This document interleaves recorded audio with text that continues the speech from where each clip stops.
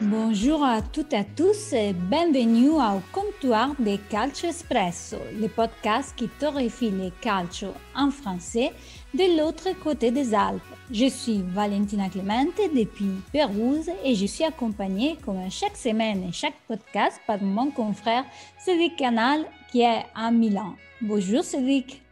Bonjour Valentina, bonjour à toutes et à tous. Et cette semaine, nous vous faisons voyager dans une ville qui te tient particulièrement à cœur, Valentina. Ça a puisque l'air.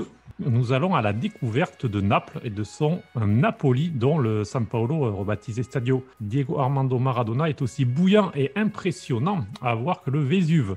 Et avec nous, deux autres connaisseurs et amoureux de cette ville et de ce club, Inde Boukatem, qui est journaliste indépendante et que vous pouvez retrouver notamment sur les réseaux sociaux sous le nom de Inde Mood.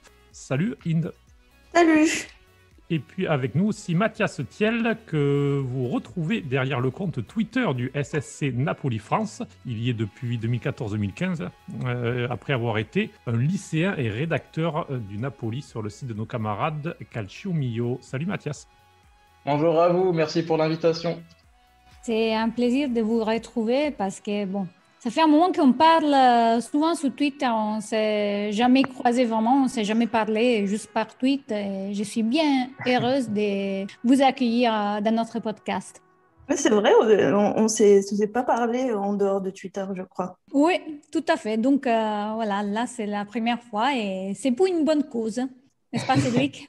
Exactement, pour parler donc de Naples. Et donc cette semaine, Valentina, du coup, numéro en particulier, tu vas un petit peu quitter l'animation et me laisser seul en tant que modérateur, un petit peu l'avocat du diable, depuis ma Milan, le Nord. Ah, tu ne seras pas trop mal. Je suis sûre, je laisse les clés du comptoir à une personne qui sait faire le travail. Donc, je suis sereine. C'est gentil.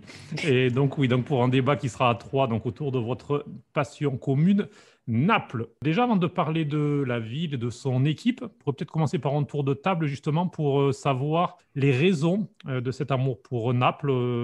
Valentina, à toi l'honneur en tant qu'Italienne et romaine.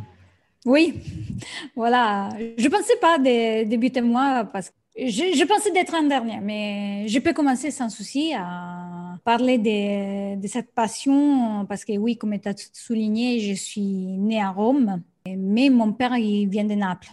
Donc, à partir de là, c'était assez facile de tomber amoureuse de cette équipe. Mais ce n'était pas si évident que ça, dans le sens que dans ma famille, il y a aussi mon grand-père qui était tifoso fou furieux de la Roma.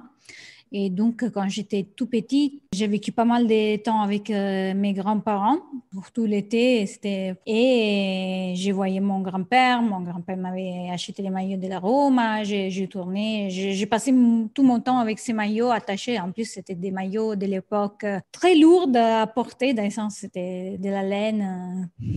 C'était pas évident l'été, mais j'arrivais pas à me décrocher de ces maillots, donc je l'avais toujours pour jouer au foot dans les jardins. Après, quand j'ai commencé à comprendre qu'il y a un monde extérieur, dans le sens on parle de l'âge de 3 à 4 ans, j'ai compris qu'il y a plusieurs équipes. Donc, pour faire du mal à personne, j'ai commencé à supporter Rome, d'un côté pour mon grand-père, les Milanacés parce que j'avais un tonton qui était du Milan, et mon père parce que c'était Naples. Puis, arrivé à l'âge de la raison, ça veut dire à 6 ans, une soirée, je suis allée voir mon père et j'ai dit, bon, moi, je vais supporter les Napoli. Et donc, à partir de là, j'ai débuté comme supportrice du Napoli. Quand j'ai pris conscience de qu'est-ce que c'était le monde du foot, on parle autour de 1990. En plein, en plus, dans la très bonne période du Napoli, on aura l'occasion Deuxième d'y... scudetto. C'est ça. C'était pas mal. Je dis, j'étais pas encore totalement dans les décors. Mon père aussi, si mon père, il avait passé une semaine à Naples pour fêter en occasion du premier scudetto. Donc, j'avais des échos, mais encore à 6 ans, tu n'as pas totalement les choses claires sur qu'est-ce qui tourne autour de toi. Mais c'était mon choix. Eh bien, une très belle histoire. Inde, de ton côté, comment est née cette passion pour le Napoli et puis aussi pour Naples, parce que en dehors du club, c'est aussi la ville qui te fascine. Moi, au fait, à la base, mon club, quand j'étais toute petite, c'était pas du tout le Napoli. Je connaissais pas la Serie A parce que j'ai grandi au Maroc, une grande partie de mon enfance au Maroc. Et là-bas, au fait, on est plutôt Liga. Et non seulement Liga, mais il fallait choisir entre les deux top équipes de la Liga, c'est-à-dire le Real et le Barça. Bon, moi, j'avais choisi le Real parce que j'étais fan de Raoul. Et la première fois, je pense que j'ai appris ce que c'était le Napoli et que son existence. Au fait, c'était un truc marrant et un peu bête qui arrive chez les gosses quand on joue au football de rue, quand on joue dehors. On était tous gamins. Je suis née en 1990. C'était à peu près la période, on va dire, faste du Napoli commençait à être un petit peu derrière. Mais on avait ce truc, on se disputait toujours pour savoir qui était Maradona dans l'équipe. Et je crois qu'on était très peu à l'avoir vu jouer. On était très peu à savoir où est-ce qu'il avait joué et ce qu'il avait fait. Mais dans l'imaginaire enfantin, c'était le meilleur joueur du monde. Et à un moment, dans mon raisonnement d'enfant, je me disais, le meilleur joueur du monde a forcément joué dans la meilleure équipe du monde. Et c'est comme ça, au fait, que j'ai appris qu'il avait joué au Napoli. Et depuis là, dans ma tête, dans mon imaginaire, c'était le meilleur joueur du monde. Mais je n'ai pas commencé à supporter tout de suite. J'étais gamine. Je me cherchais encore. C'est venu beaucoup plus tard. Quand je suis arrivée en France, il y a peut-être... je suis arrivée en France il y a presque 12 ans maintenant. Et là, au fait, d'un coup, j'avais plus d'accès à du football et j'ai commencé à suivre la Serie A. Et je suivais le Napoli d'un certain regard, mais sans être forcément complètement supportrice. Et puis, un jour, le hasard a fait qu'on avait fait un voyage et on est passé par Naples. Et c'était un voyage très court, mais il y a eu un coup de foudre avec une ville au-delà du club, quelque chose auquel je ne m'attendais pas. Pour moi, Naples, ça représentait juste le Napoli et le club où avait joué Maradona. C'était tout à peu près pour moi. Et quand je suis revenue une deuxième, troisième, quatrième fois, ce qui est marrant, c'est que les choses se sont inversées. C'est que plus j'aimais la ville et plus j'aimais le club. C'était une passion qui se nourrissait en cercle. Plus je m'attachais à la ville, plus je m'attachais aux Napolitains et plus je m'attachais au Napoli. Et c'est ce cercle qui a fait que je me suis retrouvée complètement dedans. C'est à peu près l'histoire pour moi. D'accord, ben là aussi, une très belle histoire. On aura l'occasion de revenir sur quelques petits points, notamment de cette découverte pour toi. Et toi, Mathias, comment est venue cette passion pour le Napoli? Alors moi, ça vient plus d'un cercle familial, on va dire ça comme ça, vu que mes grands-parents sont nés près de Naples, tout simplement. Donc ils ont immigré en France pour le travail, comme ça s'est beaucoup fait à leur époque. Donc de par la suite avec mes parents du coup et l'ensemble de ma famille, c'est vrai qu'il y a toujours eu une certaine adoration pour les origines, pour la ville de Naples, pour l'Italie en général. Et du coup, par la suite, moi, quand j'ai commencé à m'intéresser au foot, pardon, effectivement, c'était d'abord l'équipe d'Italie, puisque c'était ce qui était le plus simple à suivre aussi à l'époque avec la Coupe du Monde, l'Euro qui était plus diffusé à la télévision. Il n'y avait pas forcément moyen de regarder Naples, surtout à cette époque où ils étaient dans les fins fonds des championnats italiens, donc c'était très compliqué. Et puis voilà, puis après, à force d'entendre parler chaque fois des histoires, effectivement, de l'époque dorée, on s'intéresse. Moi, je commençais à rentrer au collège, lycée, donc l'accès à Internet était plus simple aussi. Donc, j'ai trouvé un blog les lendemains ou les surlendemains de match, le mec était en Courvabi, il filmait pas tout le match, il filmait les buts et il mettait sur le blog avec des petites descriptions en français. Et je trouvais ça vachement intéressant et c'est comme ça que petit à petit, c'était mon rendez-vous hebdomadaire. Donc, dès qu'il y avait un match, j'arrivais à regarder le résultat sur matchendirect.com et puis le lendemain sur le lendemain, voir sur ce fameux blog les buts. L'ambiance dans le stade, surtout, c'est ce qui me marquait le plus au début, ce qui m'a le plus frappé et qui m'a fait tomber fou amoureux de ce club.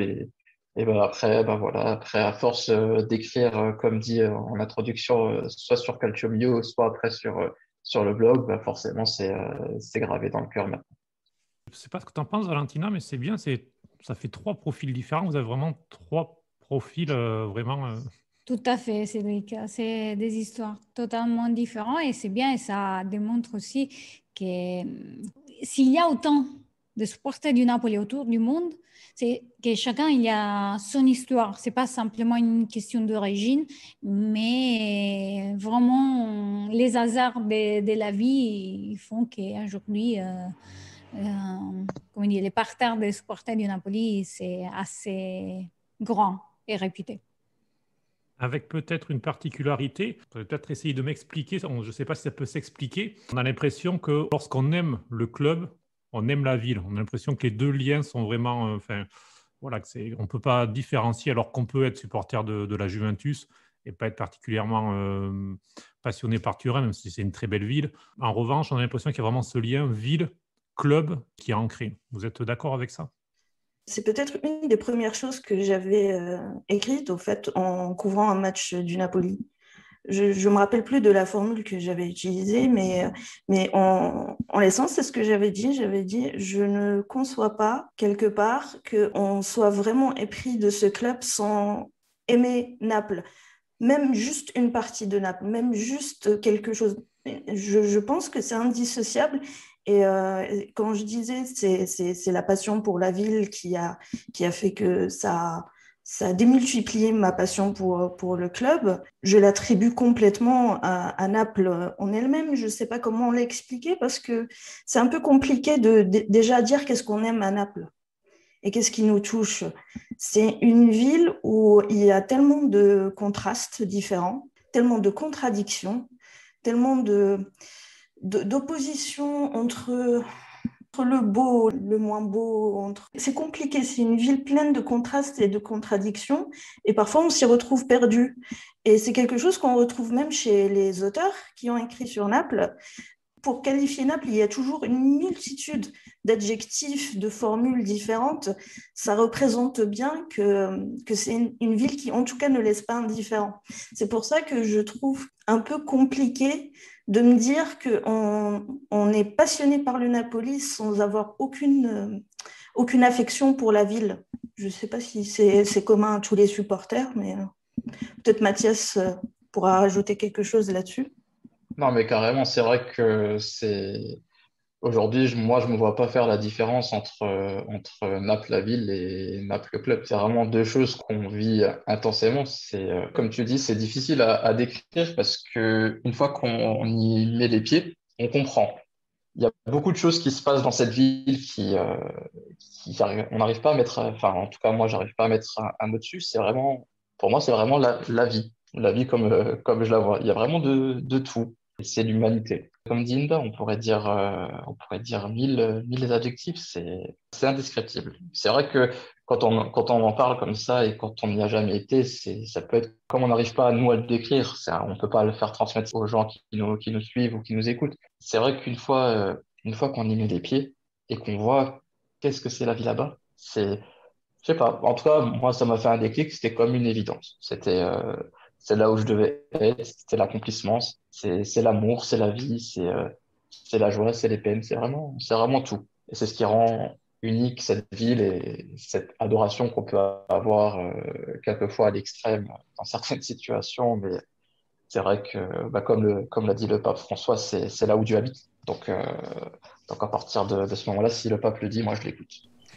Au fait, cette vie napolitaine, moi je crois que ce qui m'a frappée, c'est peut-être les premières fois où j'allais au São Paulo. C'est que quand on est, je ne sais pas si vous étiez abonné ou si vous avez une couva préférée, moi c'est la couva B. Et à chaque fois que j'y allais, je me disais, il y a tout un reflet de vie napolitaine dans ce village, dans ce stade. Parfois, au fait, j'étais autant fascinée par ce qui se passait sur le terrain et parfois plus de ce qui se passait à côté chez mes voisins ou dans les tribunes. Et c'est aperçu des Napolitains au stade, au fait. Il y avait 1000 petites choses que je trouvais, mais aussi parce que j'y ai pas grandi, parce que j'ai encore plein de choses à apprendre, mais parfois même avec des amis italiens où on allait au stade, il y avait des curiosités, il y avait quelque chose de particulier. Et aujourd'hui, par exemple, quand on présente toujours le São Paulo comme un stade chaud, etc., je ne suis pas tout à fait d'accord. Je pense que ça a beaucoup changé, Déjà parce que la population des virages a changé. Les ultras ne viennent plus. L'ambiance qu'on retient toujours dans l'imaginaire, parce que Naples est une ville passionnée. Et Naples est une ville explosive, etc. Le São Paulo n'est plus ce qu'il était avant. Toute cette explosion de passion, etc., ça commence quand même à faire partie un peu plus du passé. Mais il reste quelque chose de très spécial quand on va au stade, au São Paulo en particulier. Et c'est ça, en fait, qui fait aussi qu'on s'attache. Donc, comme disait Mathias, c'est vrai qu'on ne peut pas expliquer, mais on peut pointer deux, trois choses au moins qui font que Naples, le Napoli et le São Paulo sortent de l'ordinaire, en tout cas, et peuvent intriguer.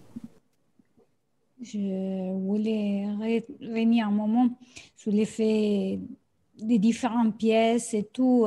C'est que Naples, c'est vraiment un carrefour d'histoire, de l'histoire. Et donc, voilà, chacun il peut retrouver une partie de son histoire à l'intérieur de la ville parce qu'il y a autant de dominations. Mais c'était des dominations qui n'ont jamais fait vraiment mal, dans le sens que tout s'est mélangé. On le voit aussi dans la langue, dans tous les mots qui sont restés aussi dans les napolitaines, qui sont du français, de l'espagnol. Donc, je pense que quand tu arrives, c'est vraiment, tu te sens accueilli en quelque sorte. Et de l'autre côté, pour ceux qui regardent les stades, ce que je vois, c'est que par rapport à avant, il y a beaucoup moins de gens qui vont. Avant, c'était un paquet, c'était toujours plein parce que les prix étaient plus abordables, parce qu'il y avait moins de matchs à la télé, parce qu'il y a une dynamique différente. Aujourd'hui, malheureusement, on voit beaucoup ils ont des difficultés à y arriver à remplir les stades. Mais des gens qui y vont, voilà, dans la courbe B, comme disait Inde, voilà, il y en a plein, il y a, les supporters ils sont là, mais quand même, il y a une sorte de coupure due à les oppositions qu'il y a aussi avec la société, et surtout depuis que De Laurentiis est là. Justement, on ne peut pas, je pense, résumer un problème de résultat, puisque, alors au début, Valentine en a parlé, tu as connu, lorsque tu étais enfant, un petit peu la période dorée du Napoli avec les Scudetti, la période Maradona, mais Naples n'a pas une tradition, c'est pas l'AC Milan, c'est pas la Juve, à gagner les Scudetti régulièrement, donc ça va au-delà des résultats, ce Ils qui se sont passe allés depuis proches quelques années. différentes fois, mais ils ont arrivé au bout que deux fois. Donc, pour la difficulté quand même qu'il y a autour du club, parce qu'après, c'est clair que réussir à Naples, c'est vraiment difficile. Oui, il y a beaucoup de joueurs qui en ont parlé d'ailleurs. Qui ont parlé de quelles difficultés? Alors là, j'ai pas de nom en tête, mais il y a des joueurs, plus après leur départ que pendant, mais qui parfois parlent de pression, parlent de choses comme ça, qui peuvent créer un climat un peu pesant autour de l'équipe. Et alors là, c'est peut-être le côté, sans noircir, mais c'est parfois le côté un peu plus compliqué de Naples. On va pas résumer à la mafia ou des choses comme ça, mais parfois il y a des choses qui peuvent être pesantes autour du club. Et même à l'époque de Ouais. Maradona, ça a aussi a priori pesé. Bah oui, c'est sûr, et pas forcément pour seulement les joueurs qui sont là ou qui sont passés par le club. On va pas se mentir, c'est pas comme tu disais avant, un club à l'aura du Milan, de la Juve, de l'Inter, qui a un passé victorieux, donc c'est plus difficile d'attirer des joueurs. Et au-delà de ça, c'est vrai que la ville, ça me peut plaire, ça me plaît pas forcément à tout le monde. Donc il y a quelquefois, malheureusement, il y a la série et le livre Gomorrah qui sont pas mal desservis. Moi, je me rappelle quand il y a un joueur français qui était sur les tablettes de Naples, Corentin Tolisso, pour pas le citer, apparemment, des échos qu'on a eu, c'est qu'il a eu peur, il a eu peur de la ville. Après, ça peut se comprendre. C'est une méconnaissance de la ville qui fait que on a cette réputation, méritée ou pas. Après, on va pas dire que tout est rose non plus à Naples, ça serait mentir et on n'est pas là pour ça. Et je pense qu'on est tous assez lucides pour voir ça de manière assez claire. Mais c'est vrai que du coup, gagner, c'est peut-être plus difficile à Naples, effectivement, parce que déjà, tout le monde ne veut pas y aller. c'est un sacré choix de faire. Mais après, il y en a peu qui regrettent honnêtement de passer. Ou en tout cas, Allez. j'ai pas forcément de. Effectivement, c'est difficile de gagner, mais ce qu'on vit là-bas, c'est difficile de vivre ailleurs. Donc c'est aussi pour ça que certains joueurs qui ont la cote ont du mal à partir. Et pourtant, j'imagine bien que les offres que certains ont dû recevoir ou reçoivent encore actuellement sont mirobolantes. Quitter une ville et un club comme le Napoli, c'est un choix de vie à faire aussi après. Mais on l'a vu avec certains joueurs, ceux qui ont les meilleurs résultats et qui ont une longévité au club, on remarque aussi à travers les réseaux sociaux, à travers leur communication, à travers ce qu'on sait d'eux, c'est aussi des gens qui se sont très bien intégrés à Naples. Si on prend par exemple l'exemple de Mertens, c'est quelqu'un qui est très apprécié par les Napolitains parce que aussi c'est investi dans l'associatif, dans la vie sociale. Parfois, au fait, un café sur 5 où tu rentres dedans à Naples, il y a une photo de Mertens avec le patron parce qu'il est venu manger là ou boire un verre là. Il est sympathique avec tout le staff. Il a l'air très bien intégré dans la vie napolitaine. On voit aussi avec Kalidou, Koulibaly. C'était le cas au Le fait frérot. de tous les joueurs au fait qui ont compris, en tout cas qui se sont plu à Naples et qui ont compris aussi un petit peu Naples elle-même et les Napolitains. Donc ça s'est très bien passé pour eux. Ce qui est parfois un peu étonnant, c'est que bizarrement, celui qui a eu l'air de vraiment avoir des difficultés, c'est justement Lorenzo Insigne, alors que lui est napolitain. Et son cas est vraiment très intéressant en fait. C'est Come dit les différent. latins, C'est Nemo différent. profeta in patria. Oui, c'est ça. Mais justement, on peut rebondir C'est... sur Lorenzo, on comptait en parler. Alors, c'est vrai qu'il est capitaine. Alors, on a l'impression qu'il lui manque. Alors, il a une fidélité, hein. Il a eu, a priori, des offres par le passé importantes. Il a préféré rester au Napoli. Mais on sent qu'il y a comme un petit blocage, un petit quelque chose qui l'empêche de devenir vraiment l'idole qu'il pourrait être de par sa longévité, de par ses buts, de par tout ce qu'il fait. Honnêtement, le talent, il l'a. C'est un très bon joueur, quoi qu'on en dise, surtout ces derniers temps où il a élevé son niveau de jeu pour porter l'équipe. C'est vrai que quand il a récupéré le brassard, quand Hamsik est parti, c'était un peu plus compliqué. En fait, on a senti que le talent était là, mais le poids qu'il avait sur ses épaules était peut-être un peu trop lourd. Pour moi, oui, c'est un Napolitain, oui, c'est un très bon joueur, mais je suis pas sûr qu'il ait l'étoffe de capitaine, en tout cas. C'est peut-être un poids trop lourd à porter. C'est aussi compliqué de jouer pour sa ville, pour son club de cœur. C'est pas quelque chose d'évident et même vis-à-vis des supporters, du coup, tout est forcément décuplé. Donc, dans les très bons moments, ça sera intensément et positif. Dans les très mauvais moments, bah, forcément, c'est lui qui en prendra pour son grade parce que ça sera la tête de gondole. C'est l'enfant du club. C'est censé être lui, notre sauveur. Donc, forcément, dans ces cas-là, c'est plus compliqué pour lui et c'est pour ça qu'il alterne souvent le bas et le haut. Il manque ce saut de qualité pour qu'il soit vraiment une idole. Mais ça passera pas forcément un Scudetto ou un trophée majeur. Je pense que sans ça, il restera dans les annales du club, c'est pas un souci, mais il pourra pas atteindre la trempe d'un Maradona, presque, sans trophée. Mais parfois, on a l'impression que cette pression, très objectivement, c'est souvent lui qui se la met plus qu'autre chose. Moi, je me rappelle, et jusqu'à aujourd'hui, jusqu'à ces dernières saisons, le public napolitain, pas aussi dur, en tout cas, c'est son ressenti et c'est son droit de le ressentir de cette manière. Je n'ai pas eu l'impression que les Napolitains étaient plus durs avec lui. Je pense que le fait, de par sa position en étant napolitain et de jouer pour le Napoli, il s'est mis une pression qui est parfois décuplée par le fait qu'il se sent une responsabilité, mais j'ai pas l'impression en tout cas qu'elle est venue des tifosi. Au contraire, j'ai trouvé que même dans des périodes où ça allait pas trop bien pour lui, les supporters étaient très encourageants.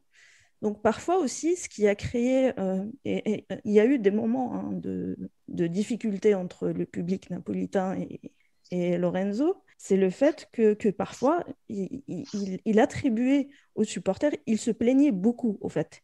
Il attribuait aux supporters des sifflets ou peut-être minoritaire, hein, je ne dis pas qu'il mentait ou que ça ne se passait pas comme ça, mais qui était très exagéré, en tout cas dans son ressenti.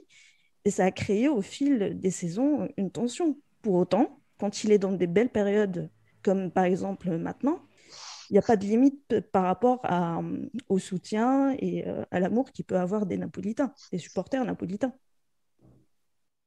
Je trouve que les publics, ça peut être très tranchant. Je les vois aussi par rapport à les amis au groupe du club Napoli-Roma qui des fois, bon, ils ne font pas des cadeaux à un signe, mais de notre côté, je trouve que quand même dans les fonds, il y a un manque des fois en soi-même, dans le sens, quand on l'a vu dans des autres occasions en dehors des terrains, dans des situations qui peut-être il ne les mettait pas à son... Pas en valeur. Oui, pas en valeur ou quand même en difficulté en général. Bon, tu les voyais toujours s'énerver tout de suite, voilà. Donc, comme si vraiment ils ne croient pas en soi-même et ça se reflète malheureusement après sur les Oui. terrains que dès qu'il a une critique, bon, il la sent beaucoup plus fort de ce qu'elle est vraiment. Parce que quand même, quand tu as peur, c'est parce qu'il était attendu. Voilà, il faut mettre en compte aussi ça, parce que c'est le fils de Naples, parce que tout le monde l'attendait, parce qu'on attend toujours qui peut arrêter l'histoire de Maradona, qui peut faire la différence. Et voilà, donc il y a plein de motivations pour lesquelles malheureusement Insigne n'arrive pas à exprimer tout son potentiel.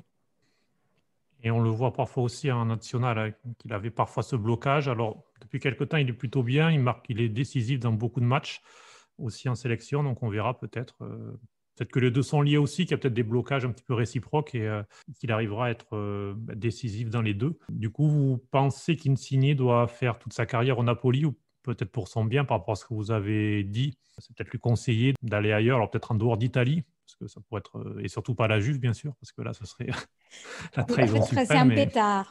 Moi, je ressens personne que peut-être c'est un pétard. C'est ça le problème. Je ne sais pas, Mathias et Inde, qu'est-ce que Non, je leur suis avis. d'accord. Vu comment il est parti maintenant, j'ai beaucoup de mal à le voir dans un autre club. C'est pas une question de non, c'est notre joueur et voilà, et une histoire de fidélité, c'est plusieurs éléments. Déjà, faut se mettre en tête parce que toutes les saisons où on a dit ah oui, il y a des offres, il y a des offres, mais il a un profil qui à un certain moment, en fait, ne correspondait pas à ce que certains clubs cherchaient.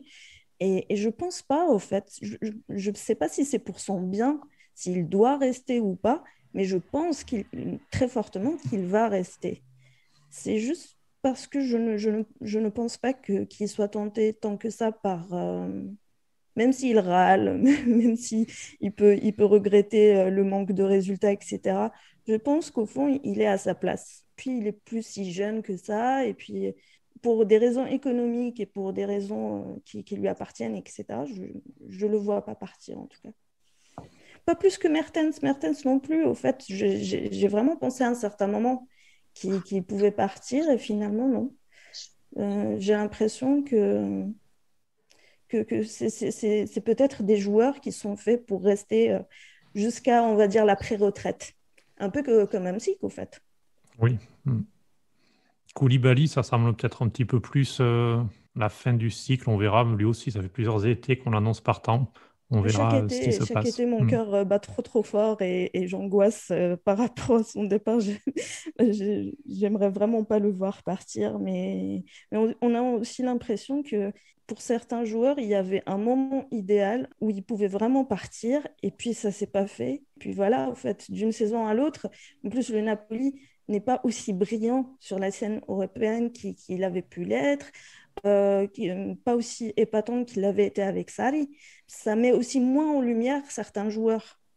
Donc j'ai l'impression que ce moment idéal où ils étaient au top de leur forme et très observés est un petit peu passé. Donc on verra. C'est sûr que ça va faire 2 années de suite où on n'est pas terrible au niveau du jeu, au niveau des résultats. Donc, forcément, ça dessert les joueurs sur leur valeur marchande.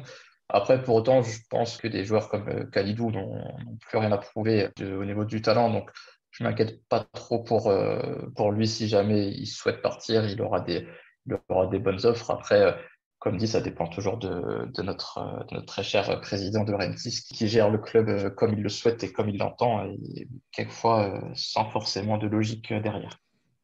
Parlons-en justement, la transition. Très belle passe décisive, Mathias, merci. Aurelio De Laurentiis qui a donc permis au Napoli de retrouver vraiment sa place dans le football italien, qui a été à l'origine de la reconstruction. Est-ce qu'il n'est pas finalement devenu un problème là ces dernières années, parce qu'on a l'impression effectivement que la ligne est difficile à suivre, que ce soit au niveau de la gestion des entraîneurs par exemple, avec l'après-Sarri qui était assez dur à suivre, et ce qui se passe avec Ancelotti, maintenant c'est Gattuso. Qu'est-ce que vous en pensez? Inde, peut-être pour commencer? J'étais en train de réfléchir parce que si déjà la question c'est est-ce que De Laurentiis pose problème? Oui, oui, il en pose plusieurs, mais bon, à savoir par où commencer, ce qu'on peut lui accorder en tout cas, c'est qu'il a bien géré les finances du club, c'est-à-dire que le Napoli reste un club stable, ce qui est pas, ce Et qui est pas encore aujourd'hui, anodin. Ouais. effectivement, parce qu'il y a eu la Gazzetta dello Sport a sorti les chiffres sur la saison 2019-2020. C'est vrai que le Napoli est l'un des rares clubs de Serie A avec des comptes sains, alors que beaucoup étaient déjà en difficulté. Le Covid a vraiment aggravé les choses. Le Napoli, au moins financièrement, est dans les clous. C'est ça, et c'est dans le football moderne aujourd'hui où énormément de clubs sont endettés jusqu'aux dents et c'est des gestions complètement catastrophiques et à se demander c'est le jour où la bulle éclatera ce qui va se passer pour beaucoup de clubs, notamment des gros clubs, on peut au moins lui accorder ça. Le problème avec lui, c'est qu'on ne sait pas très bien quelle est son ambition avec le Napoli. Parfois, on a l'impression que ça lui va très bien d'avoir tout le temps, au fait, cet objectif de on finit un petit peu en haut, mais on ne va pas viser plus loin. Il veut arriver aux coupes pour assurer l'équilibre financier, à mon avis, pour rester dans cette stabilité sans trop brûler, voilà, sans se mettre lui et sa famille en péril.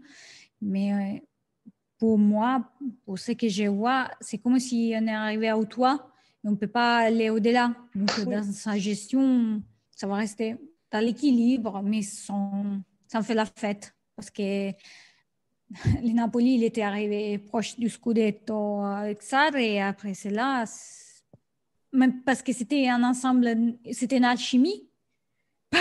Ouais, parce qu'il avait trouvé la bonne formule, mais c'est difficile de trouver la bonne formule. Après, il faut aussi de la chance. Ce que tu étais en train de dire, j'étais en train d'y penser avant qu'on commence l'émission. Je me disais, l'émission, c'est une opportunité aussi de se poser, de prendre un recul sur son club, etc. Et j'étais en train de me dire, parce que souvent, en fait, on prend des équipes, des clubs comme l'Atalanta comme exemple. Bah, vous voyez, sans beaucoup de moyens, ils ont réussi, ceci, cela. Au fait, dans le foot, il faut cette alchimie. Comme tu dis, Valentina, c'est qu'il faut un alignement des planètes. Il faut qu'on ait ce coach-là avec ce type d'ambition, avec ce groupe-là qui colle, et le président qui suit, et les finances qui suivent, etc. Ça fait beaucoup d'éléments, en fait, pour se retrouver à enchaîner des belles saisons en Europe, etc. Ce qui a été le cas du Napoli à un certain moment. Mais après, on plafonne. Il y a le plafond de verre, au fait, que le Napoli ne réussit jamais à dépasser. Pour parler ailleurs, justement, après Gasperini, avec l'Atalanta, il est en train de faire le feu, mais ça suffit peu avec toute l'histoire des Papou mais pour s'enfoncer un peu. Là, il revient. Mais avant d'aller à l'Atalanta, on ne retenait pas Gasperini entre les gotas des entraîneurs. Et il a fait 2 mois à l'Inter, par exemple. Donc, Ouais. c'était un échec cuisant qui l'a marqué énormément. qui a aussi Je beaucoup voulais marqué le peuple pas intériste. te donner des mauvais souvenirs, Cédric. Finalement, Conte, cette saison prouve que la défense à 3 peut fonctionner à l'Inter, parce que Gasperini avait mis un peu tout ça sur le dos de la défense à 3. Mais revenons au Napoli, qui n'aura pas Gasperini a priori la saison prochaine. Gattuso, ça semble mal parti. Il y a des noms d'entraîneurs qui circulent en tout cas. Gattuso, qu'est-ce que vous en pensez? Moi, personnellement, je l'aime beaucoup, mais plus le côté humain. Je trouve que c'est quelqu'un qui transmet humainement des valeurs qui sont de plus en plus rares dans le football moderne. Donc, j'ai du mal à lui reprocher beaucoup de choses. Voilà, je suis un peu mitigé sur le côté humain parce que du coup, nous, on a eu des échos sur son comportement avec certains joueurs de l'effectif. C'est vrai que moi aussi, j'avais l'image comme toi de Gattuso, l'homme, enfin l'homme, quoi, le mâle, le mec qui te dit, quand il te dit A, c'est pas B. C'est vrai qu'on a eu des retours un peu surprenants, je sais pas du coup sur l'entraînement. Ouais, c'est vrai que ça m'a un peu déçu. Déjà que sportivement parlant, c'est pas folichon ce qu'il nous propose. Je vois pas plus de grinta que ça depuis qu'il est là. Donc, ouais, non, pour moi, c'est une grosse déception, aussi bien sur le plan sportif que sur le plan humain. Après, bon, sur le plan humain, on peut toujours discuter, hein. Ça, je pense aussi que c'est un peu compliqué.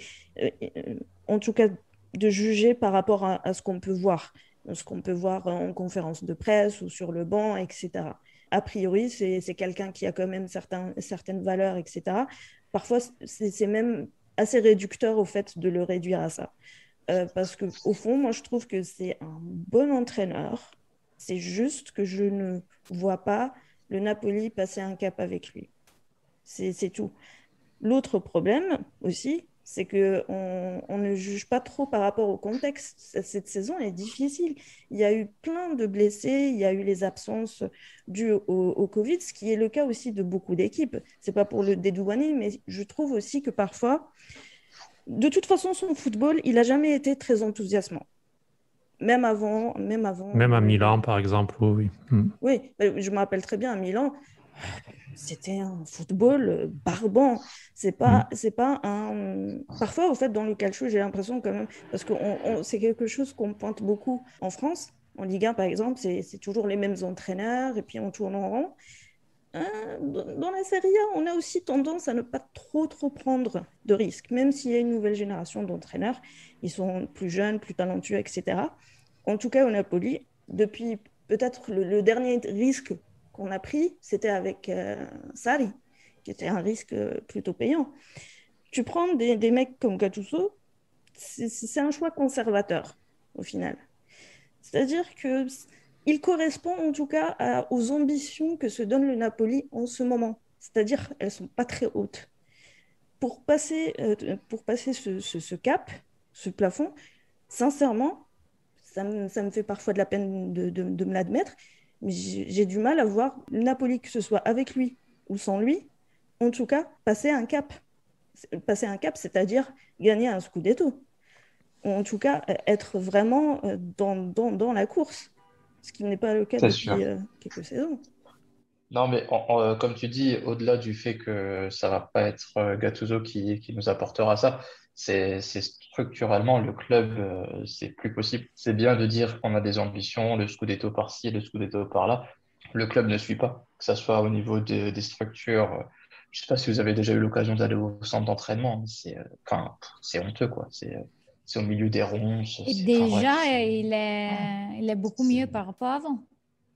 oui, bah, par rapport à avant, oui, c'est sûr, de vue de là où on part, c'est toujours mieux. Mais non, c'est même au niveau des gens qui y travaillent, des infrastructures, de la mentalité qu'il y a dans ce club. Je pense qu'il y a toujours, comme on ne pourra pas aller au-delà ça passe par une refonte un petit peu de tout, parce que j'ai l'impression qu'on est toujours au Napoli, que De Laurentiis a racheté, et il n'y a pas forcément eu de grosses améliorations, que ce soit quand on voit quoi, de l'état de nos équipes de jeunes, il n'y a pas d'ambition, que ce soit au niveau sportif, avec une identité ou des grands joueurs. Un Bon, ça, programme, après, hein, on peut c'est dire. ça, on navigue un peu à vue, et puis Ancelotti, c'était vraiment juste pour l'après Sarri, On pensait qu'il allait s'adapter. Et vu l'aura qu'avait l'entraîneur, je pense qu'il a fait ce qu'il a pu, mais il y a quelque chose qui était cassé dans le groupe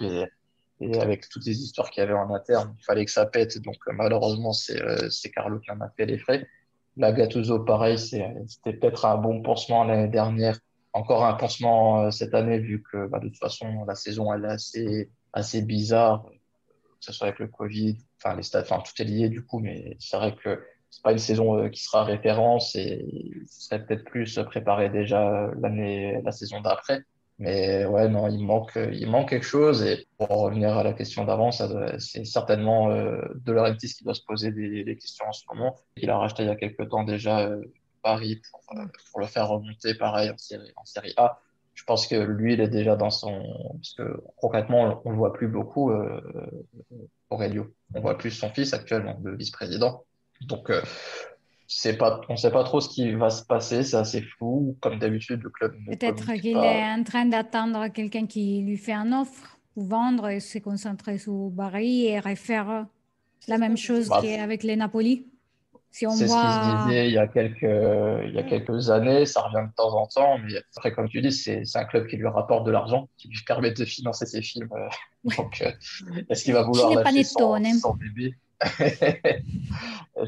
Mais c'est vrai que pour nous, si on veut espérer mieux et si on veut aller de l'avant, soit De Laurentiis se remet en question et adopte un projet comme il l'a fait avec Sarri, parce que à Sarri, il lui a donné les joueurs qu'il voulait pour créer son jeu. Donc forcément, la chimie se crée, ça fonctionne. Ancelotti, il a demandé des joueurs, il a eu tout l'inverse. Donc forcément, c'était plus compliqué. Et puis, ouais, voilà, il Tout à fait, faut, parce il que faut qu'il y ait les, déjà. comment dire, les finances n'étaient pas les mêmes. Sarri, il n'allait pas aller chercher forcément un joueur qui coûtait trop cher, hein. Oui, Peut-être c'est sûr. aussi. Sarri, il a fait de bout de bois des champions. Donc, c'est pas le même prix. C'est vrai que Ancelotti demandait Icardi, James Rodriguez, c'est tout de suite différent. Mais quand après, on voit qu'il peut mettre 70 millions sur Osimhen ou 40 millions sur Lozano, je pense qu'il avait juste pas envie de sortir le portefeuille en se disant que qu'Ancelotti suffirait pour faire de la magie avec l'effectif de Sarri. Malheureusement, ça n'a pas marché. Effectivement, il faudrait un projet sportif clair, net, précis, un directeur sportif qui serve à quelque chose. Oui, Et à partir de oui. là, on pourra en rediscuter. Mais là, pour l'instant, parce que si c'est pour changer d'entraîneur l'année prochaine, mais de garder les mêmes et de refaire la même chose, ça, on va tourner en rond à un moment. Et tout à l'heure, je sais pas, on parlait. Euh, par contre, je veux pas comparer l'incomparable, hein. La Juve sont dans une autre sphère et nous, on est derrière. Bref. Et c'est pas une question de classement, c'est une question de statut, de finances, etc. Mais par contre, peut-être le seul truc que je peux leur jalouser, c'est un centre de formation en bonne et due forme, des moyens mis sur la formation. En fait, aujourd'hui, je ne sais même pas est-ce qu'on a une politique pour former des jeunes. Non, parce que ça lui coûte trop Je cher pense pas. à De Laurentiis. C'est pas dans son intérêt. Son intérêt à lui, c'est de prendre des joueurs post-formation d'Europe de l'Est. Ouais. Concrètement, Elmas, qui est très bon hein, par ailleurs, hein, là, il a acheté pas cher à Fenerbahçe. Et il va partir dans quelques années juste pour faire une plus-value dessus. Dans un cas, c'est soit tu vends le club. De toute façon, aujourd'hui, quand tu es un club comme le Napoli et que si tu as des grandes ambitions et que tu veux vraiment pouvoir concurrencer des équipes comme la Juve, l'Inter, etc., c'est soit se faire racheter, et ça, pour moi, franchement, en tout cas, c'est pas ce que je souhaite, se faire acheter, se faire avoir beaucoup de sous qui sont injectés et puis acheter à tour de bras et ne pas avoir de garantie que ça fonctionne, soit l'autre, ce que disait Mathias, bah, que le président se ressaisisse, qu'il y ait un vrai projet sportif et qu'on forme une vraie équipe qui se tient et puis avec un coach qui a un projet de jeu. Et là, peut-être qu'on aura des moyens de peut-être, je ne sais pas, passer un cap. Je suis pessimiste, mais en tout cas, on pourra au moins essayer et avancer. Parce que là, depuis plusieurs saisons, le Napoli ne fait que vivoter en haut, au quatrième, cinquième place, par là. Et puis c'est tout. Justement, Ine, tu parlais de vendre le club. L'une des particularités du Napoli, contrairement à d'autres clubs italiens, c'est d'être italien, justement. On voit que l'Inter est chinois, que l'AC Milan est américain, c'est la même chose pour la Roma. Pour de nouveau faire le lien avec la ville, est-ce que vous imaginez le Napoli être racheté comme ça par un fonds d'investissement américain, par un fonds des Émirats ou quelque chose et que ça puisse fonctionner? Ah, je pense pas. Je sais pas. Ça paraît compliqué, ouais. Le contexte napolitain est vraiment particulier. Déjà, tout ce qui se passe autour des billetteries, ça, je sais pas, en fait, si quelqu'un voudrait se mettre dans... Se mêler dans tout cela. Ouais, c'est ça. J'essayais un mot poli parce que je voulais pas dire bordel, mais c'est un petit peu l'idée. Non, j'ai du mal. Et ça peut attirer hein, des investisseurs aujourd'hui. Tout le monde investit. Enfin, quoique, on dit ça, mais on est dans une économie Covid. Et l'économie post-Covid va être encore pire. Et on voit déjà au fait que le football a montré les limites de sa capacité à survivre à une crise de droit TV ou bien un arrêt prolongé des compétitions, etc. On dit ça, mais on ne sait pas au fait. Si on va encore continuer à injecter autant de sous dans le football pro. Mathias, toi, tu veux qu'on se fasse racheter? Oui, je milite pour. Non, surtout qu'il y a eu de beaux noms qui ont circulé il y a quelques années. C'est vrai que ça pourrait être sympa, vu qu'on tourne en rond avec De Laurentiis et qu'il ne veut pas forcément faire plus. Si c'est pour rester toujours dans cette optique-là et de tourner, et, au bout d'un moment, on en aura marre. Déjà là, ça commence à être compliqué vu on est un petit peu en crise de résultats par rapport aux années précédentes, peut-être pour pouvoir viser plus haut, ou alors on arrête de dire que notre ambition c'est le Scudetto, on reste humble et on reste le club provincial entre guillemets qu'on est et on l'assume complètement. Mais il faut qu'on arrête juste de vendre de l'espoir, de dire oui, on va gagner le Scudetto et au final, le club ne suit pas. Après, moi, pour le rachat, je mettrais une petite pièce sur Amazon. Je dis ça, je ne dis rien. Tu sais ce que tu as dit en dernier, soit on se fait racheter, etc., soit on accepte et on assume. Moi, en fait, la deuxième ne me dérange pas spécialement, en fait. Ah, mais moi non plus. Moi, ce qui me dérange, c'est de dire, c'est qu'on entend toujours le Scudetto, le Scudetto, le Scudetto, mais on ne met pas les moyens. Alors là il a sorti le portefeuille pour acheter Osimhen, donc il a acheté notre silence pour une saison, entre guillemets, mais c'est pas que ça. Il manque trop de choses pour pouvoir viser plus haut. Donc, à un moment donné, on se tait et on reste ce qu'on est. Et pareil, qu'on vise le Scudetto ou qu'on ne le vise pas, on restera le même pour le club. Et je pense que c'est un peu pareil pour tout le monde, puisqu'il y avait plus de monde au stade quand on était dans les bas-fonds des championnats italiens qu'actuellement. Donc, même si les situations étaient différentes, bien évidemment, mais voilà, je pense pas que ça influe la passion, en tout cas autour du club et autour de cette ville. Mais c'est vrai que à force d'être bercé d'illusions comme ça et d'être déçu, ben, ça risque de péter à un moment donné. Et je pense que c'est aussi ça que les ultras reprochent à De Laurentiis. C'est pas forcément qu'il faut qu'il sorte le porte-monnaie, mais qu'il le sorte à bon escient. Et que s'il veut quelque chose, qu'il s'y donne les moyens. Pas juste faire de la communication dessus.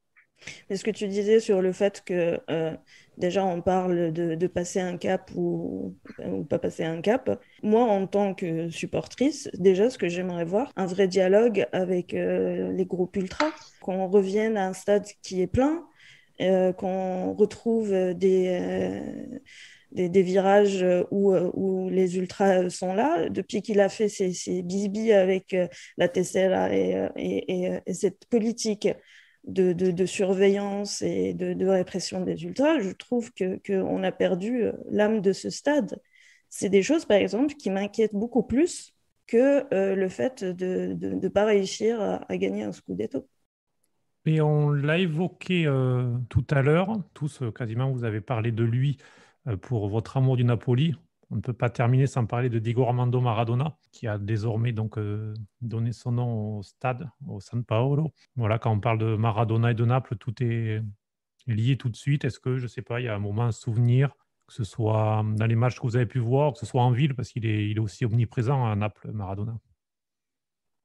C'est vrai, pour le coup, moi, j'ai pas forcément eu la chance de le voir en live, vu que j'étais pas né, malheureusement. Donc, moi, tout ce que j'ai eu, c'est les vidéos qu'on peut trouver sur YouTube, les documentaires qui passent ou les livres sur sa vie. Donc, c'est vrai que j'ai été bercé par ça, par ses souvenirs, c'était comme une légende, si tu peux dire ça comme ça, que j'écoutais quand j'étais petit. Et c'est vrai que maintenant, quand on a pu enfin, quand j'ai pu me renseigner et regarder tout ce qu'il avait fait, c'est vrai que c'est devenu une idole, alors que je l'ai jamais vu jouer pour mon club. Mais c'est vrai que il fait partie de nous, il fait partie de la ville. De toute façon, une fois qu'on se balade à Naples, on a très bien compris à qui appartient la ville. Donc ouais, non, c'est un très grand qui nous a quittés trop tôt, malheureusement. Et j'étais très triste d'ailleurs. C'était le jour de mon anniversaire en plus, donc j'étais pas très content qu'il le passe ce jour-là. Il aurait pu attendre le lendemain, mais pour ça, c'est un autre débat. Mais voilà, c'est un grand, c'est quelqu'un qui a révolutionné le football, qui a mis mon club sur la carte du monde. On peut que l'aimer. Par où commencer pour Maradona? Ce que je disais au début, le fait de ne même pas voir un joueur jouer et être autant marqué par lui, ça dit quand même beaucoup de choses. Par rapport à Naples, je regrette vraiment d'être né un peu trop tard, de ne pas avoir pu voir cette belle époque. Aujourd'hui, heureusement, on a des sites comme Footballia où on peut revoir ces matchs. J'avais revu il y a pas très longtemps un match contre Milan. C'était, c'était la saison après, le Napoli avait perdu le Scudetto face au Milan. La saison suivante, c'était quoi? C'était en 85, il me semble. Et ce match-là, c'était un match la saison suivante. Donc, le Napoli avait un petit peu ce côté revanchard parce que jusqu'au bout, la saison d'avant, contre Milan, c'est passé à ça, au fait, le Scudetto pour Naples. Et dans ce match-là, qui avait été gagné, il me semble, sur un score un peu large, hein, je crois que c'était 3-2 ou 4-2, quelque chose comme ça, il était incroyable sur le terrain. Incroyable. Sans vraiment donner l'impression que c'était quelque chose d'incroyable. Il le faisait tout simplement.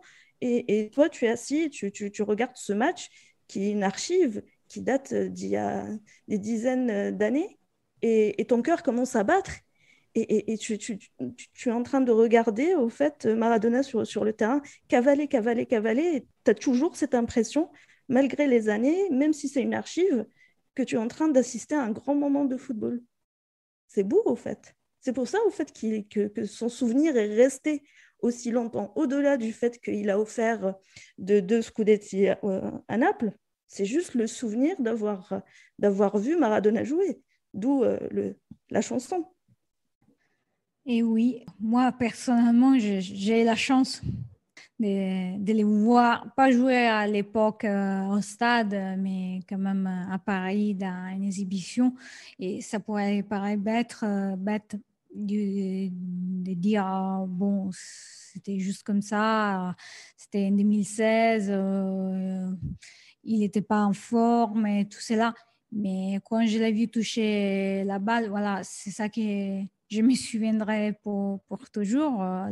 Comme il caressait la balle, je pense, j'ai jamais vu quelqu'un le faire comme ça. Parce que quand même, les gestes, il était là. Il était resté dans l'éternité. Donc, aussi, si c'était un match sans enjeu, avec toutes les limites du cas, voilà, j'ai eu la chance de voir Maradona toucher un ballon devant moi. Donc, ça, c'est quelque chose qui m'a marqué énormément. Et après avoir eu la chance de l'interviewer aussi, j'ai toujours les frissons, j'ai du mal encore à en parler. On avait parlé d'ailleurs quand tu es venu me manquer, mais c'est quelque chose que je ne peux pas oublier parce que quand même, tu te retrouves devant Dieu, entre guillemets. En plus, tu as aussi ton côté supporter que tu dois gérer dans tout cela. Mais finalement, il se comporte comme la personne plus simple du monde. c'est ça. Je veux dire, j'en ai vu des joueurs, j'en ai interviewé pas mal.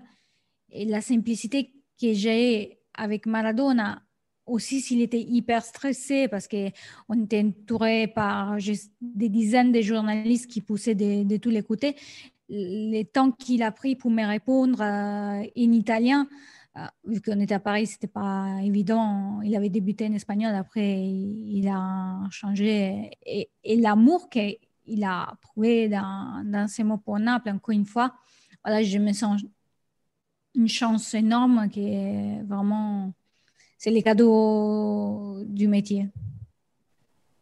Et le truc, c'est que ça n'a pas toujours été rose, parce que quand on est nostalgique, on a tendance à se rappeler que les bons moments. Il a beaucoup souffert à Naples, il a eu des moments difficiles, il a eu des moments très difficiles avec le président de l'époque. Il a eu des moments difficiles aussi avec les supporters. Quand il y a eu la Coupe du Monde en Italie, il y a eu quelques incidents. C'est comme toute histoire d'amour qui est très passionnelle, c'est la même chose qu'une histoire passionnelle entre deux personnes. Sauf que là, c'était entre un joueur et une ville. Et je pense que si les Napolitains ont été tellement marqués, au-delà des trophées, au-delà du triomphe et le fait que c'était le meilleur joueur du monde, il collait vraiment à Naples. Oui. Il portait en lui les mêmes contradictions qu'on retrouve à Naples. C'était le reflet de cette ville et vice-versa, au fait.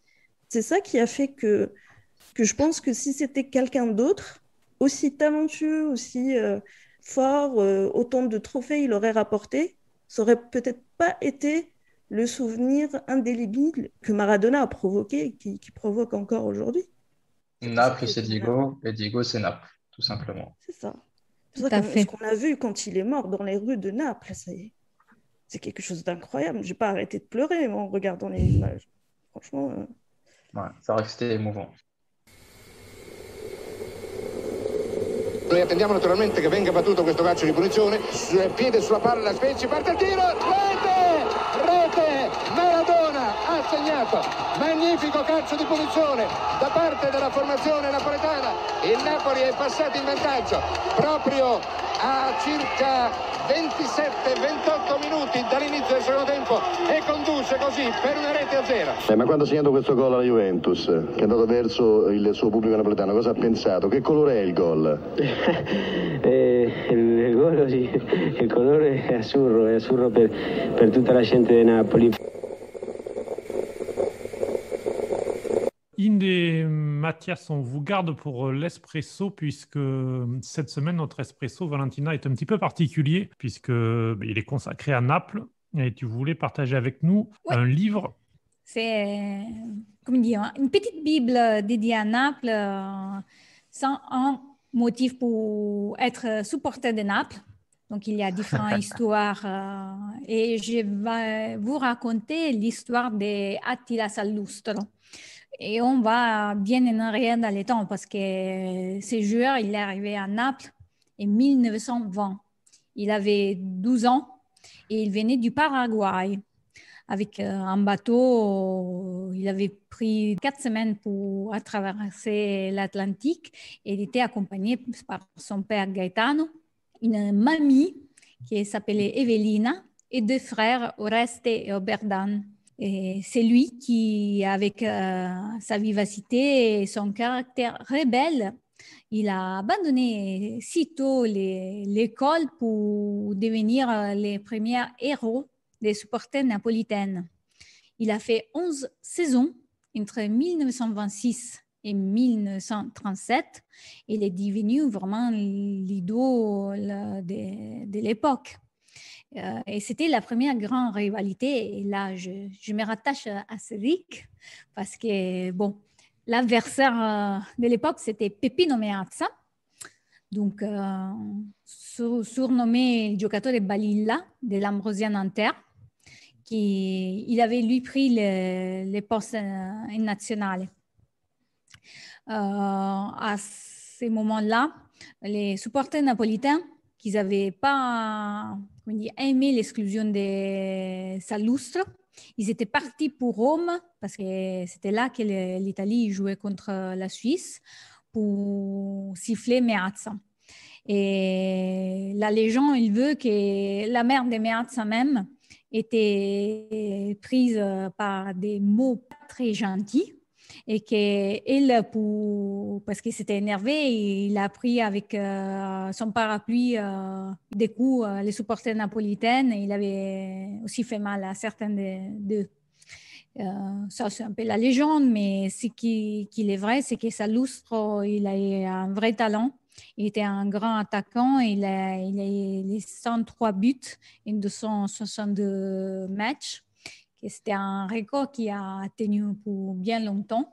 Autant que Maradona même, il avait dit quand il était à Naples qu'à son avis, le San Paolo, il devait être rebaptisé Attila Salustro. Chose qu'à l'époque, il n'était pas fait parce que toujours l'évêque de Pozzuoli, parce qu'on sait qu'est-ce qui s'est passé récemment avec toute l'histoire pour rebaptiser il San Paolo Stadio Diego Armando Maradona. Bon, aussi à l'époque, l'évêque de Pozzuoli, il avait dit non. Donc, souligner la force encore aujourd'hui qu'il a Maradona. Mais voilà, après, ils ont lui donné une rue à Naples et finalement, il s'est marié aussi à Naples et il a vécu pas mal de temps là-bas jusqu'à quand il a terminé de jouer. Après, il s'est transféré à Rome parce qu'entre-temps, il s'était marié avec une jeune femme. Il est retourné à Naples en 1960 pour devenir directeur du stade de San Paolo pour presque 20 ans. Et il est mort en 1983. La différence avant Maradona, il est Attila Salustro. Très très belle histoire. C'est très joli. Je ne connaissais pas. C'est des anecdotes que de temps en temps j'aime partager parce qu'il y en a plein et ça démontre aussi la variété de l'histoire de Naples que c'est Maradona, mais il y a aussi des autres belles histoires à raconter qui, à mon avis, il faut partager. Magnifique. Faut que je m'achète ce livre. Ça s'appelle Pietro Valentino, l'auteur. 101 motivi per tifare Napoli. On résume beaucoup Naples à Maradona. C'est pour ça, au fait, qu'un jour, je me suis dit que je voulais, au fait, connaître le Napoli d'avant, en fait. Connaître tout simplement ce que c'était le foot d'avant. C'est vrai que c'était pas, il n'y a pas eu d'époque glorieuse comme il y a eu avec lui, mais il y avait aussi beaucoup d'histoires très, très belles, très intéressantes, et aussi des joueurs. Et même pendant que Maradona était là, on a eu de très bons joueurs. On oublie souvent, en fait, que dans les équipes qu'il y a eu à Naples avec Maradona, il y avait aussi des très grands joueurs de l'époque. Careca, Lemao, Oui. poi aussi des deux, Bruscolotti, Fantastique. Ouais. il y a encore Francini, Renica. On a terminé ce numéro consacré à Naples. Inde, tout à l'heure, tu as cité également effectivement de nombreux artistes, de nombreux écrivains qui ont adoré Naples. Je vais terminer avec une petite citation de Stendhal, qui fait partie de mes auteurs préférés, si ce n'est mon auteur préféré, qui avait un amour pour l'Italie, notamment pour Milan. Mais pour lui, Naples, à ses yeux, sans comparaison, était la plus belle ville de l'univers. Voilà. Tu sais que ce passage-là, je l'ai lu hier soir. Je l'ai lu hier soir et le livre, au fait, est posé juste à côté de mon PC là. Et il y a un petit sticker à cet endroit où j'ai trouvé la citation. Donc le livre Rome, Naples, Florence, que vous pouvez dévorer, surtout les souvenirs de Stendhal de certains de ses voyages en Italie, puisqu'il y en a eu de nombreux. Je peux me permettre une petite recommandation de livre, si Bien jamais. sûr. Pour compléter, peut-être un peu plus moderne, actuel, Jean-Noël Schifano, qui a été directeur de l'Institut français à Naples, qui a écrit énormément de choses sur Naples, notamment le dictionnaire amoureux de Naples. Et c'est un épais livre, et c'est magnifique. C'est un note d'amour à Naples, donc je recommande. Un parmi les nombreux livres qu'il a écrits d'ailleurs sur Naples. Je confirme, je l'ai aussi chez moi, il est très bien. Il a d'ailleurs aussi écrit le dictionnaire amoureux de Stendhal pour boucler la boucle. Donc, On a fait les tours. voilà. Et donc, on va remercier Inde et Mathias d'être été avec nous pour ce numéro spécial consacré à Naples et d'avoir partagé leurs souvenirs et leurs idées, surtout par rapport à une équipe qui fait toujours parler. Et je remercie Cédric pour m'avoir permis de devenir moi aussi partie intégrante de l'autre côté. Vraiment Voilà, de une l'autre côté invitée. des Alpes cette fois. Exactement, c'était parfait. Vous étiez tous les trois complémentaires. Merci beaucoup, Mathias. Donc, on peut retrouver, je le rappelle, notamment sur le compte Twitter SSC Napoli France, pour ne manquer aucune info autour du club. Et puis, merci aussi beaucoup, Inde, donc journaliste indépendante. Merci à vous pour l'invitation, c'était super. Merci Cédric, merci Valentina. Ciao, ciao. Eh bien, c'est terminé pour ce 27e numéro de la saison, exceptionnel, consacré au Napoli. Un petit peu plus long, mais bon, s'il n'y a pas d'excès avec le Napoli, il n'y en aura jamais. Donc, tout à fait. Donc, vous pouvez nous retrouver sur calcioespresso.com et nous écrire sur contact@calcioespresso.com pour vos réactions sur le Napoli ou sur d'autres sujets ou pour des propositions de partenariat. Et vous pouvez retrouver notre catalogue sur les principales plateformes de podcast, dont Audio Mints, que l'on est heureux de rejoindre pour héberger nos contenus, mais aussi, comme d'habitude, Spotify, Deezer, Google Podcast, Amazon ou encore Apple Podcast, et vous abonner pour ne manquer aucun numéro. Et on remercie toujours encore Raphaël, Giuliano, Paolo et Giacomo, nos premiers tifosi. Nous venons de lancer un abonnement sur Patreon pour continuer à développer Calcio Espresso. Si vous souhaitez faire partie de l'aventure, le lien est sur notre site et les réseaux sociaux où vous pouvez nous aussi poser des questions, réagir, Twitter, Facebook, Telegram et Instagram. Et vous pouvez nous écouter sur Radio Grand Air et Radio Italiana Vera les vendredis à 18h, rediffusion les dimanches à 11h. Et on vous attend aussi sur Clubhouse, le réseau social audio. Vendredi 18h45, il y a notre aperitivo. Et la musique derrière nous, c'est Daybreak de Jan East. Merci Cédric. Merci Valentina. Merci encore à Mathias et Inde d'être venus avec nous pour parler du Napoli. Et on se retrouve aux prochaines. Avec, à la semaine prochaine. On retourne avec un argument d'actualité et en dehors de terrain. Mais on ne dit pas plus que ça. Exactement, suspense. Ciao. Ciao, ciao.